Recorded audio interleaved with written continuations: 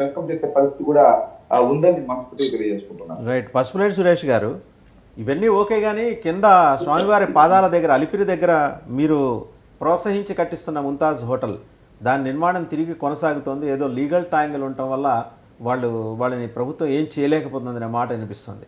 పైన కొండ మీద నుంచి అన్యమతస్తుల్ని సరే వారు స్వచ్ఛందంగా అక్కడి నుంచి వైదొలగాల్సిందిగా టీటీడీ చెప్పింది.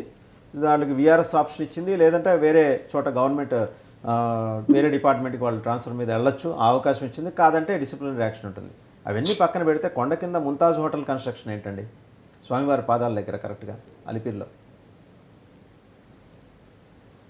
సార్, ఇప్పుడు టీటీడీ తీసుకున్నటువంటి నిర్ణయం హిందూయేతర ఎవరైతే ఉన్నారో వాళ్ళందరినీ కూడా బదిలీ చేయాలని, ప్రభుత్వ శాఖలకు ట్రాన్స్ఫర్లు చేయాలని, లేదా విఆర్ఎస్ ఇవ్వడం నిర్ణయం అనేది మంచిది. అయితే ఇది ఎక్కడ కూడా ఈ గతంలో కూడా దేవస్థానంలో అసలు హిందూయేతర జనాలు ఉద్యోగం చేయడానికి, ఉద్యోగాలకి అనర్హులుగా అనేక జీవోలు ఉన్నాయి. ఇదే కొత్తేమి కాదు. కానీ ఇప్పుడు ప్రభుత్వం వారిని గుర్తించడం వలన దాదాపు 18 మందికేమో ఈ నోటీసులు ఇవ్వడం జరిగింది. 300 మంది దాకా దేవస్థానానికి సంబంధించినటువంటి ఇతర శాఖల్లో వారు పనిచేస్తున్నట్టు గుర్తించడం జరిగింది.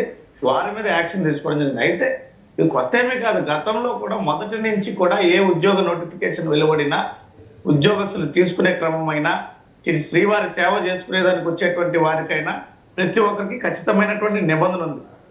ఈవెన్ మనం తిరుమల శ్రీవారిని దర్శించుకోవడానికైనా వెళ్ళే క్రమంలో కూడా ఖచ్చితంగా మనం తిరుమల చెక్ పాయింట్ వద్ద, అలిపిరి చెక్ పాయింట్ వద్ద, టోల్ గేట్ వద్ద అన్యమతస్థులకు సంబంధించినటువంటి ఎటువంటి గుర్తింపులు కానీ, చిహ్నాలు కానీ, లేదంటే గ్రంథాలు కానీ ఇలాంటివి ఏవి కనపడినా కూడా వెంటనే కూడా దేవస్థానం వారు అబ్జెక్ట్ చేసి వారిని తిరస్కరించేటువంటి పరిస్థితి కూడా ఉంది.